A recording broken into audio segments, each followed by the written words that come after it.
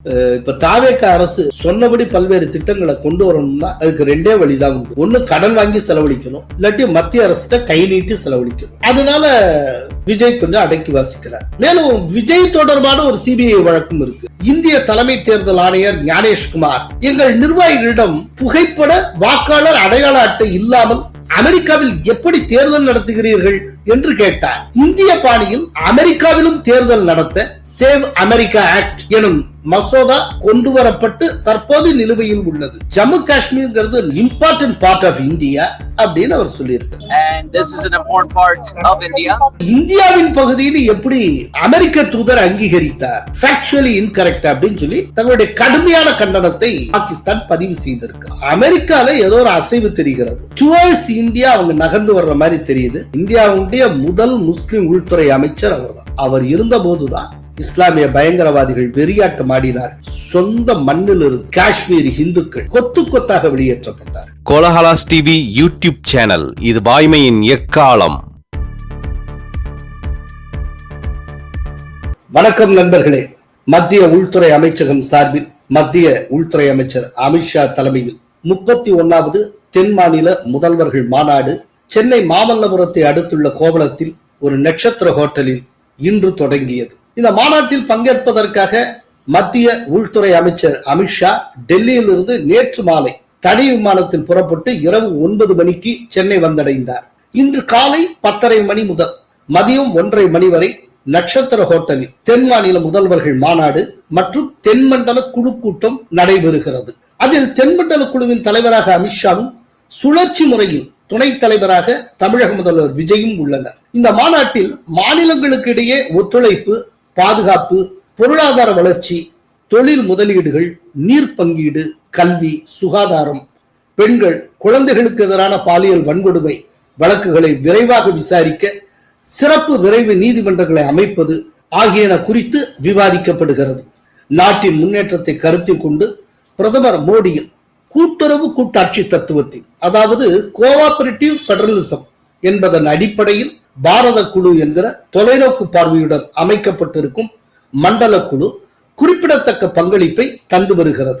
மேலும் மத்திய மாநில அரசுகளின் உறவை மேம்படுத்தும் வகையிலும் இந்த மாநாடு நடைபெறுகிறது. இந்த மாநாட்டில் தொகுதி மறுசீரமைப்பு, காவிரி நதிநீர் பங்கீடு, மேகதாட்டு அணை விவகாரம், கர்நாடகத்தில் 3 தமிழர்கள் கொல்லப்பட்டிருக்கும் விவகாரம் ஆகியன குறித்தும் விவாதிக்கப்படலாம்.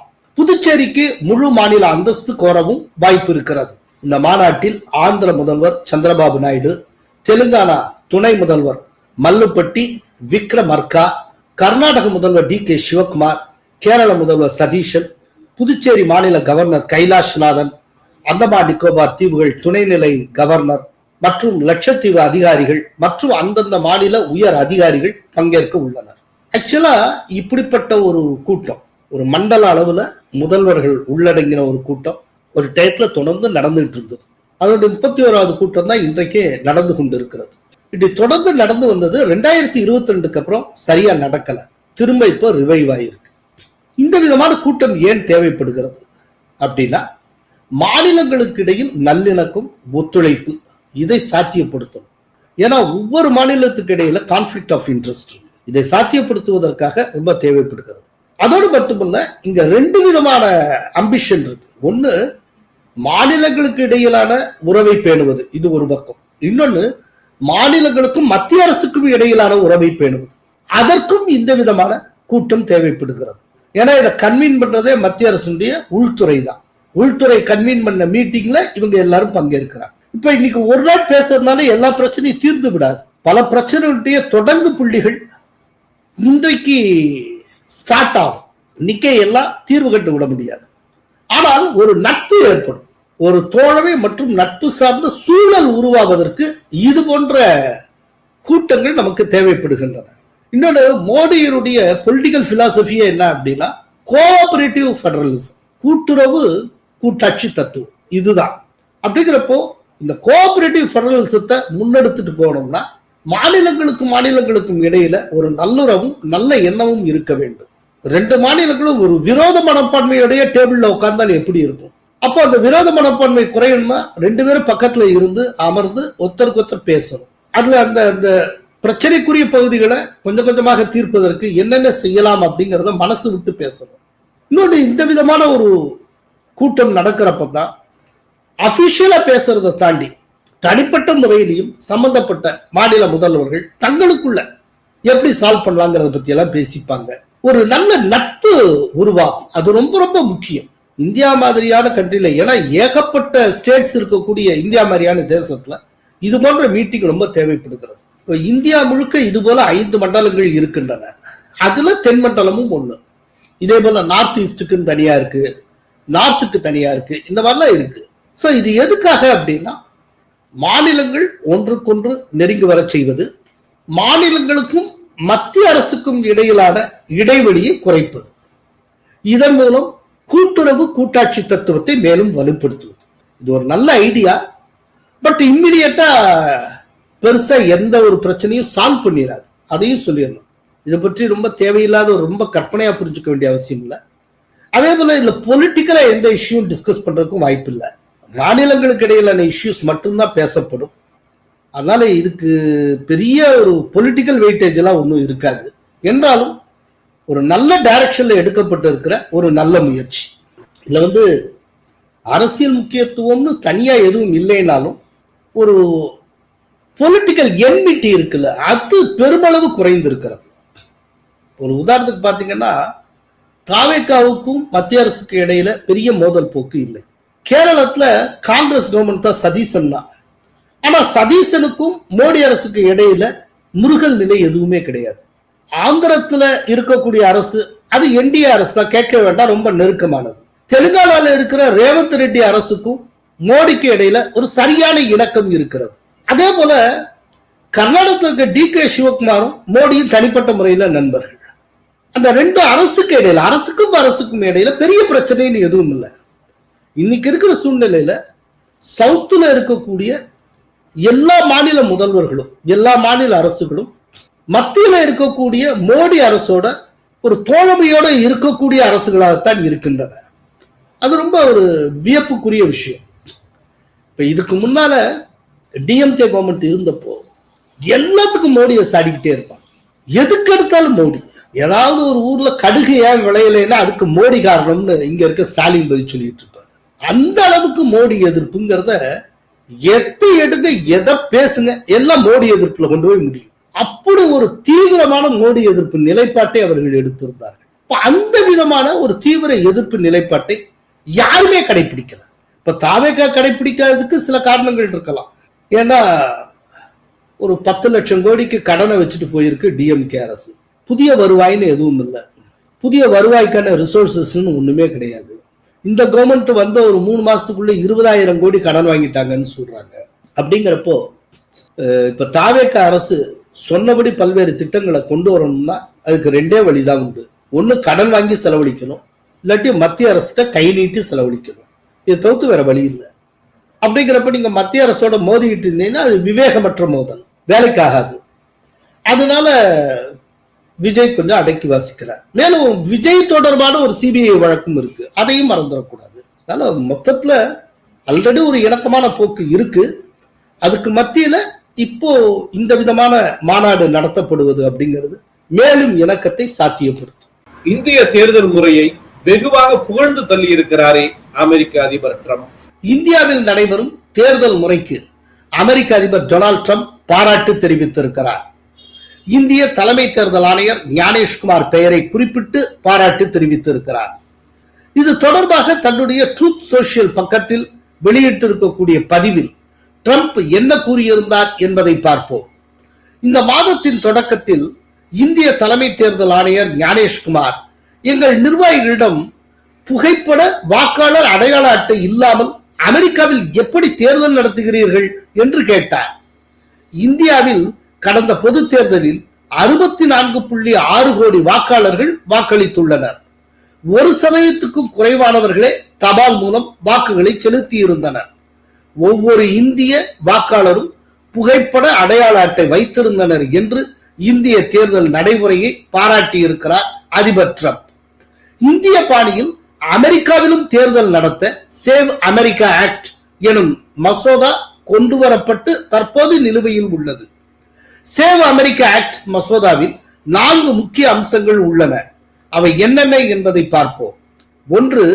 அமெரிக்க வாக்காளர்கள் அனைவருக்கும் புகைப்படத்துடன் கூடிய வாக்காளர் அடையாள அட்டை வழங்கப்பட வேண்டும். 2. வாக்குச்சாவடியில் தங்கள் குடியுரிமை சான்றை அமெரிக்க மக்கள் காண்பிக்க வேண்டும். 3. வெளிநாட்டவரை அடையாளம் கண்டு அவர்கள் வாக்களிக்க தடை விதிக்க வேண்டும். 4. தபால் வாக்களிப்பு நடைமுறைகளை மேலும் கடுமையாக்க வேண்டும். கடந்த பிப்ரவரி மாதம் சேவ் அமெரிக்கா ஆக்ட் மசோதா அமெரிக்க நாடாளுமன்றத்தின் மக்கள் பிரதிநிதிகள் சபையில் நிறைவேற்றப்பட்டது. ஆனால் செனட் சபையில் முடங்கியது. அந்த மசோதாவுக்கு பிரதான எதிர்க்கட்சியான ஜனநாயக கட்சி கடும் எதிர்ப்பு தெரிவிக்கிறது. அதே நேரம் குடியரசுக் கட்சிக்குள்ளும் அதிருப்தி நிலவுகிறது. இந்த சூழலில் சேவ் அமெரிக்கா ஆக்ட் மசோதாவை செனட் சபையில் நிறைவேற்ற அதிபர் ட்ரம்ப் தீவிரமாக முயன்று வருகிறார். அதன் ஒரு பகுதியாக சமூக வலைதளத்தில் நேற்று முன்தினம் வெளியிட்ட பதிவில் இந்திய வாக்காளர் அடையாள அட்டை சிஸ்டத்தை பாராட்டி இருந்தார். கடந்த 2020ஆம் ஆண்டு நடைபெற்ற அமெரிக்க அதிபர் தேர்தலில் குடியரசுக் கட்சி வேட்பாளர் ட்ரம்ப் தோல்வி அடைந்தார்.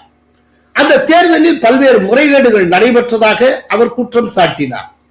குறிப்பாக அமெரிக்காவில் சட்டவிரோதமாக தங்கியிருக்கும் வெளிநாட்டினர் ஜனநாயக கட்சிக்கு ஆதரவாக வாக்களித்ததாகவும் அவர்களின் வாக்குரிமை பறிக்கப்பட வேண்டும் என்றும் கூறினார். அடுத்த அதிபர் தேர்தல் வருவதற்குள் தேர்தல் நடைமுறையை முறைப்படுத்தி அமெரிக்க தேர்தலில் அந்நியர்கள் வாக்களிப்பதை தடுக்க ட்ரம்ப் படாத பாடுபட்டு வருகிறார்.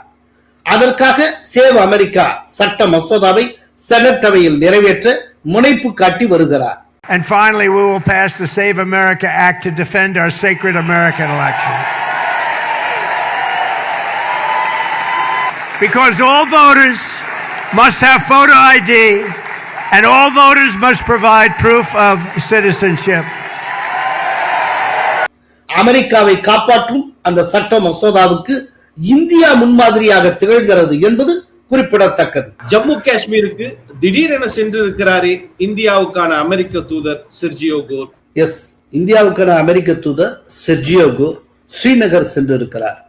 அவரை உமர் அப்துல்லா, அதாவது அந்த மாநில முதல்வர், சந்தித்திருக்கிறார். சில கோரிக்கைகளை முன்வைத்திருக்கிறார். அவருடைய விசிட்டும் செர்ஜியோ கோர் சொல்லி இருக்கக்கூடிய ஒரு சில விஷயங்களும் இஸ்லாமாபாத்ல சில அதிர்வலைகளை உருவாக்கி உள்ளன. பாகிஸ்தானுக்கு ஷாக் அடிச்சிருக்கு. முதல் விஷயம், செர்ஜியோ கோருடைய இந்த விசிட் ஸ்டாண்டலோன் விசிட். அதுவே ரொம்ப முக்கியமான ஒரு விஷயம். ஸ்டாண்டலோன் விசிட்னா என்ன? பொதுவா ஒரு சில தலைவர்கள் இல்லாட்டி முக்கியமான தூதர்கள் அவங்க ஒரு இடத்துக்கு பயணமா வர்றப்போ ஒரு பெரிய அளவிலான பயண திட்டம் இருக்கும். ஒரு மாநிலத்தில் ஆரம்பிச்சு பல மாநிலத்தை டச் பண்ணி ஜம்மு காஷ்மீரும் வந்துட்டு அதுக்கப்புறம் இன்னொரு மாநிலத்துக்கு போய் அப்படியே டெல்லி போய் சேர்றது. அதே போலத்தான் பல தலைவர்கள் வர்றப்போ, இப்போ பெரும்பாலும் பாத்தீங்கன்னா இப்ப அமெரிக்கால இருந்து ஒரு பிரசிடென்ட் வர்றாருன்னா முன்னாலாம் பாகிஸ்தான் போவாரு, பாகிஸ்தான் முடிச்சுட்டு இந்தியாவுக்கு வருவாங்க, இந்தியாவை முடிச்சுட்டு அப்படியே திரும்ப வாஷிங்டன் போவாங்க. அதாவது ஒரு பல நாடுகளுக்கு போகக்கூடிய ஒரு திட்டம் இருக்கும், அதுல ஒரு பகுதியாக இங்கேயும் விசிட் பண்ணுவாங்க. அதே போல செர்ஜியோ கோர் பல மாநிலங்களுக்கு போகக்கூடிய ஒரு திட்டம் வைத்திருந்து அதுல ஒரு பகுதியாக ஜம்மு காஷ்மீருக்கு போகாமல் பிரத்யேகமாக ஜம்மு காஷ்மீருக்கு போக வேண்டும் என்பதற்காகவே போயிருக்கிறார். அதனாலதான் அதுக்கு ஸ்டாண்டலோன் விசிட் அப்படின்னு சொல்றோம். ஸ்டாண்டலோன் விசிட்னா அதுக்காகவே மெனக்கெட்டு போறது. அந்த மற்ற மாநில விசிட்டோர்ல கனெக்ட் பண்ணாமல் பிரத்யேகமா அதற்காகவே போகுது. சோ ஜம்மு காஷ்மீருக்கு ஒரு இம்பார்ட்டன்ஸ் கொடுத்து அவர் மெனக்கெட்டு போயிருக்கிறார். ஆனால் செர்ஜியோ கோர் தூதராக வந்ததுக்கு அப்புறம் இந்திய மாநிலங்கள்ல நிறைய விசிட் அடிக்கிறார். இப்போ நாடாளுமன்றத்துல எஃப்ஆர்சிஏ பில் தாக்கல் செய்யப்பட்டு விடும் அப்படின்னு கூறப்பட்ட அந்த டயத்துல செர்ஜியோ கோர் கேரளத்துல இருந்தார். செர்ஜியோ கோரோட ட்ரம்பினுடைய மருமகன் இருந்தார். பலருக்கு நினைவில் இருக்கும் நினைக்கிறேன். அதே போல இப்போ அவர் ஜம்மு காஷ்மீர்ல இருக்கார். அடிக்கடி செர்ஜியோ கோர் எங்கேயோ ஒரு மாநிலத்துக்கு போயிட்டே இருக்காரு. அங்க பல பேரோட பேசுகிறார், பல விஷயங்களை தெரிந்து கொள்ளுகிறார். தொடர்ந்து ஒரு டச்சிலேயே இருந்துட்டு இருக்காரு. இது நல்லதுக்கா கெட்டதுக்காங்கிறது போக போகத்தான் தெரியாது, வேற விஷயம். அதுல தன்னுடைய விசிட் அப்போ அவர் ஒரு வார்த்தை சொல்லி இருக்கிறார். ஜம்மு காஷ்மீர்ங்கிறது நம்ப முடியாத அளவுக்கு இயற்கை எழில் வாய்ந்த பகுதியாகும். இது this is an important part of India அப்படின்னு அவர் சொல்லியிருக்கிறார். Everybody here knows I'm the U.S. ambassador to India, and this is an important part of India. And so I'm here visiting for the first time. It is an incredibly beautiful place, and so I'm thrilled to be here, thrilled to see this place. We just had a very good meeting, and we have some follow-ups that we hope to take back to Washington, back to Delhi. But a very warm, a very cordial, and we look forward to building this relationship forward. இது இந்தியாவின் இன்றியமையாத பகுதியாகும் அப்படின்னு சொல்லி இருக்கிறார். இப்படி சொன்ன உடனேயே பாகிஸ்தானுக்கு கோபம் வந்து விட்டது. இப்ப பாகிஸ்தான் என்ன பண்ணி இருக்குன்னா, இஸ்லாமாபாத்ல இருக்கக்கூடிய பாகிஸ்தானுக்கான அமெரிக்க தூதரை வரவழைத்து பாகிஸ்தானுடைய வெளியுறவுத்துறை தன்னுடைய கடுமையான கண்டனத்தை பதிவு செய்திருக்கிறது. அவங்க அந்த கண்டனத்துல என்ன சொல்லி இருக்காங்கன்னா, சர்ஜிகோர் பேசி இருக்கிறது ஃபேக்சுவலி இன்கரெக்டா பேசி இருக்கிறார். விவரப்பிழையுடன் அவர் பேசி இருப்பதற்காக நாங்கள் எங்கள் கண்டனத்தை பதிவு செய்கிறோம். அப்படி அவர் என்ன விவரப்பிழையோட பேசினார்? an important part of இந்தியான்னு ஜம்மு காஷ்மீரை சொன்னது விவரப்பிழை அப்படின்னு பாகிஸ்தான் கூறுகிறது. அதாவது ஜம்மு காஷ்மீர் இந்தியாவின் ஒரு பகுதி என்பது சர்ச்சைக்குரிய விஷயம், அது முடிவான ஒன்றல்ல. எனவே அதை இந்தியாவின் பகுதியாக அமெரிக்க தூதர் ஒருவர் பேசுவது ஏற்புடையதல்ல, அது ஃபேக்சுவலி இன்கரெக்ட். இப்ப இந்தியன் லீடர்ஸ் பேசலாம், அவங்க அப்படித்தான் பேசுவாங்க. ஆனால் அமெரிக்க தூதர் எப்படி பேசலாம்? இம்பார்ட்டன்ட் பார்ட் ஆஃப் இந்தியா, இந்தியாவின் இன்றியமையாத பகுதி. ஆனால் பாகிஸ்தான் பாயிண்ட் ஆஃப் வியூல அது இந்தியாவின் பகுதியே கிடையாது. அது சம்பந்தப்பட்ட டிஸ்பியூட் இருக்கு. அது சம்பந்தமா ஐநாவுடைய செக்யூரிட்டி கவுன்சில் நிறைவேற்றப்பட்டிருக்க தீர்மானம் இருக்கு. இதெல்லாம் அவங்க சுட்டி காட்டி, எனவே அது ஒரு டிஸ்பியூட்டுக்கு ஆளான நிலப்பகுதி. அப்படிங்கிறப்போ அது இந்தியாவின் பகுதியில் எப்படி அமெரிக்க தூதர் அங்கீகரித்தார்? ஃபேக்சுவலி இன்கரெக்ட் அப்படின்னு சொல்லி தங்களுடைய கடுமையான கண்டனத்தை பாகிஸ்தான் பதிவு செய்திருக்கிறது. இதற்கு மத்தியில உமர் அப்துல்லா தன்னுடைய முக்கியமான வேண்டுகோள் ஒன்றை வைத்திருக்கிறார். தயவு செய்து அமெரிக்கா தன்னுடைய சுற்றுலா பயணிகளுக்கு ஏற்கனவே விடுத்திருக்கக்கூடிய அந்த அட்வைசரியை விலக்கி கொள்ள வேண்டும். அவங்க ஏற்கனவே விடுத்திருந்த இந்த அட்வைசரி என்ன அப்படின்னா, நீங்க இந்தியாவுக்கு போனாலும் ஜம்மு காஷ்மீர் பக்கம் போக வேண்டாம், எப்போது வேண்டுமானாலும் உங்கள் மீது தாக்குதல் நடத்தப்படலாம், ரொம்ப ஒரு கவனமாக இருக்க வேண்டும். அதை மீறி நீங்க ஜம்மு காஷ்மீர் போறீங்கன்னா நீங்க உங்களுடைய சொந்த ரிஸ்க்ல போறீங்கன்னு அர்த்தம். இப்படியெல்லாம் முன்னால அட்வைசரி கொடுத்திருந்தாங்க அந்த பகல்காம் தாக்குதலை ஒட்டி. அந்த அட்வைசரிக்கு அப்புறம் இப்ப வரைக்கும் அந்த அட்வைசரி தொடர்கிறது, விலக்கி கொள்ளப்படல. The United States puts out travel warnings, and every so often we reevaluate those travel warnings. I cannot make any big announcements here today, but it is something we're going to look at. New Delhi, the Chief Minister here, the government here, we believe have made some incredible steps to keeping this area safer and making it more safe. And so we will be looking at if the travel warning that is imposed, that is recommended by the United States, is something that should be downgraded, because as I said earlier, this is a beautiful area. I think a lot of Americans would enjoy coming here and seeing the beauty and the opportunities that exist here. Thank you, everybody. Pahalgam தாக்குதலுக்கு அப்புறம் எவ்வளவோ development. அங்க உள்ளூர் சுற்றுலாவே பிரமாதமா போயிட்டு இருக்கு. மற்ற மாநிலங்களிலிருந்து ஜம்மு காஷ்மீருக்கு சுற்றுலா போய்கொண்டே இருக்கிறார்கள். அந்த பகல்காம் தாக்குதல் நடந்த அந்த ஸ்பாட்டுக்கே இன்னைக்கு நூற்றுக்கணக்கான மக்கள் டூர் போயிட்டே இருக்காங்க. சுற்றுலா அங்கு பிரமாதமாக களை கட்டி இருக்கிறது. அப்படிங்கிறப்போ அமெரிக்கா அந்த பழைய அட்வைசரி அப்படியே மெயின்டைன் பண்ணிட்டு இருக்க அர்த்தம் இல்ல. தயவு செய்து விலக்கிக் கொள்ள வேண்டும், அமெரிக்க சுற்றுலா பயணிகள் இங்கே வர வேண்டும் அப்படின்னு உமர் அப்துல்லா வேண்டுகோள் விடுத்திருக்கிறார். ஏன்னா அமெரிக்க சுற்றுலா பயணிகள் வந்தால் அந்நிய செலாவணி நிறைய கிடைக்கும். அது எல்லாவற்றுக்கும் மேலாக ஜம்மு காஷ்மீருடைய மிக முக்கியமான ரெவென்யூவே இந்த டூரிசம் தான். பயங்கரவாதிகளுடைய வெறியாட்டம் நடந்த காலத்தினால ஒரு 30 ஆண்டுகளுக்கு டூரிசத்தினால இன்கமே இல்லாம இருந்தது. இப்பதான் திரும்ப தளர்ச்சி வருது. இப்பதான் அங்க தியேட்டர்கள்லாம் திறந்து திரைப்படங்கள் ஓட தொடங்கி இருக்கின்றன. இப்பதான் அங்க எல்லா இடத்துலயும் காலேஜஸ் எல்லாம் திறந்து காலேஜஸ் ரன் ஆக ஆரம்பிச்சிருக்கு. ஒரு 90களுக்கு முன்பு இருந்த நிலை, 90ல இருந்து பிரச்சனை ஸ்டார்ட் ஆச்சு. 91ல அங்க இருக்கக்கூடிய காஷ்மீர் பண்டிட்டுகள் இஸ்லாமிய பயங்கரவாதிகளால் விரட்டி அடிக்கப்பட்டனர், கொலை செய்யப்பட்டனர். ஒரு வருட காலத்துல, ஜஸ்ட் ஒரு வருட காலத்துல ஜம்மு காஷ்மீர் முழுக்க இருந்த ஒரு 5 to 7 லட்சம் காஷ்மீர் பண்டிட்டுகள் என்கிற காஷ்மீர் இந்துக்கள் மொத்தமாக புலம்பெயர்ந்தார்கள். ஜம்மு காஷ்மீருக்கு வெளியில பல்வேறு மாநிலங்களில் இன்றளவும் அவர்கள் அகதிகளாக வாழ்ந்து வருகிறார்கள். இதெல்லாம் யாருடைய காலகட்டத்தில் நடந்தது அப்படின்னா, விபி சிங் பிரைம் மினிஸ்டரா இருக்கிறப்போ, அவர் பிரைம் மினிஸ்டரா இருக்கிறப்போ காஷ்மீரை சேர்ந்த முப்தி முகமது சயீத் அவர்கள் உள்துறை அமைச்சராக இருந்தபோது இது அத்தனையும் நடந்தது. இந்தியாவுடைய முதல் முஸ்லிம் உள்துறை அமைச்சர் அவர்தான். அவர் இருந்த போதுதான் இஸ்லாமிய பயங்கரவாதிகள் வெறியாட்டம் ஆடினார்கள். பூர்வீக நிலத்திலிருந்து, சொந்த மண்ணிலிருந்து காஷ்மீர் இந்துக்கள் கொத்து கொத்தாக வெளியேற்றப்பட்டார்கள். இன்னும் காஷ்மீர் இந்துக்கள் முழுமையா திரும்பி வரல. அவங்க வந்துடக்கூடாது, அவங்க மனசுல இன்னமும் அச்சம் இருக்க வேண்டும்.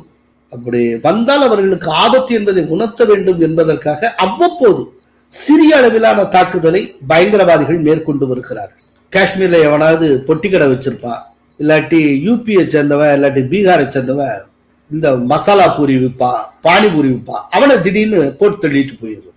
அது இதே மாதிரி சம்பவம் ஒரு 2 நாள் தொடர்ந்து நடந்தால் அந்த ஏரியால இருக்கக்கூடிய நார்த் இந்தியன்ஸ் அவங்கவுங்க திரும்ப மூட்டையை கட்டு அவங்க மாநிலத்துக்கு கிளம்புவாங்க. இது அப்பப்போ ஒரு 6 மாசத்துக்கு ஒரு தடவை, 1 வருஷத்துக்கு ஒரு தடவை இப்படி ஏதாவது ஒரு சில்மிஷம் பண்ண வேண்டியது. சோ இதன் மூலம் வெளியில இருக்கக்கூடிய அகதி முகாம்கள்ல இருக்கக்கூடிய இந்த காஷ்மீர் பண்டிட்டுகள் திரும்பி வருவதில் அவர்களுக்கு ஒரு தயக்கத்தை உருவாக்கும். இன்னும் நிலைமை சீராகல அப்படி. ஆனால் முன்னையோட கம்பேர் பண்ணினால் பெரிய அளவுல ஜம்மு காஷ்மீர் மாறி இருக்கிறது. இன்றைக்கு முதல்வராக இருக்கிற விஜய் அவர்கள் நடித்த லியோ என்கிற திரைப்படம் முழுக்க முழுக்க ஜம்மு காஷ்மீர்ல உருவான படம். ஒரு காலத்துல அங்க படம்லாம் எடுக்க முடியுமா? 90ஸ்க்கு அப்புறம் இன்னைக்கு விஜய் அங்க முழுமையா ஒரு படத்தை எடுத்திருக்கிறார், அங்க முடியுது, அவர் நடித்திருக்கிறார் அப்படின்னா, அப்படின்னா ஒரு படத்தை, ஒரு திரைப்படத்தை முழுமையா எடுக்கக்கூடிய அளவுக்கான சூழ்நிலை அங்க இருக்குன்னு தானே அர்த்தம். அந்த அளவுக்கு அமைதியான சூழ்நிலை இங்க நிலவுகிறது தானே அர்த்தம். அப்படின்னா அந்த அளவுக்கு ஜம்மு காஷ்மீர் முன்னேற்றம் கண்டு இருக்கிறது தானே அர்த்தம். சோ இந்த ஒரு சிச்சுவேஷன்ல தான் அமெரிக்கா தன்னுடைய பழைய அட்வைசரிய வித்ரா பண்ணணும்னு உமர் அப்துல்லா கேட்டுக்கொண்டார். ஒருவேளை இதற்கு இணங்கி அமெரிக்கா தன்னுடைய அட்வைசரியை வித்ரா பண்ணினால் ஜம்மு காஷ்மீருக்கு அமெரிக்க சுற்றுலா பயணிகள் நிறைய வருவார்கள். ஆனால் ஒரு ஆபத்து இருக்கு. அப்படி அமெரிக்க சுற்றுலா பயணிகள் நிறைய வர்றப்போ அவர்கள யாரையாவது குறி வச்சு 1-2 பேரை போட்டு தள்ளினால் கூட சர்வதேச கவனத்தை ஈர்த்து விட முடியும். அதற்கான முயற்சியை பயங்கரவாதிகள் செய்வார்கள். ஏன்னா பயங்கரவாதிகள் ஏதோ ஒரு விதத்துல கலந்தேதான் இருக்காங்க. நம்ம பார்டருக்கு அந்த பக்கத்துல இருந்து திடீர்னு உத்தரவு வர்றப்போ டக்குன்னு அவங்க எக்ஸிக்யூட் பண்ணிட்டு போறாங்க. இன்னும் 100% பயங்கரவாதிகள் நம்ம ஒழிச்சிடல. அது அவ்வளவு சாதாரண காரியம் இல்லை. மக்களோடு மக்களாக கலந்து இருக்கிறப்போ இது யார பயங்கரவாதின்னு எப்படி சஸ்பெக்ட் பண்றது? இந்த அளவுக்கு கொண்டு வந்ததே பெரிய விஷயம். ஆனால் தானாக அப்படியே காலாவதி ஆகும். அப்படி ஒரு நாளும் வரும். முன்னையோட கம்பேர் பண்ணா இன்னைக்கு 100கணக்கான மடங்கு சிறப்பான இடத்தில் ஜம்மு காஷ்மீர் இருக்கிறது.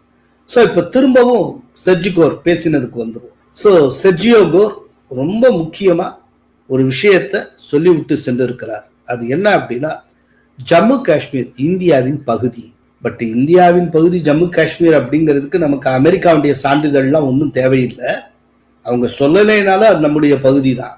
ஆர்டிகிள் 370 அப்ரகேஷன் நடந்ததுக்கு பிறகு ஜம்மு காஷ்மீர் விவகாரம் என்பது இந்தியாவுடைய உள்நாட்டு விவகாரம்.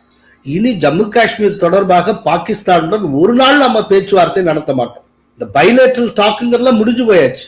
இனிமேல் காஷ்மீர் தொடர்பாக இந்தியா பாகிஸ்தானுடன் ஏதேனும் பேச்சுவார்த்தை நடத்தும் என்று சொன்னால் அது பாகிஸ்தான் ஆக்கிரமிப்பு காஷ்மீர் பற்றியதாக மட்டுமே இருக்கும். ஜம்மு காஷ்மீர் பற்றி இனி ஒரு நாளும் பேச மாட்டோம்.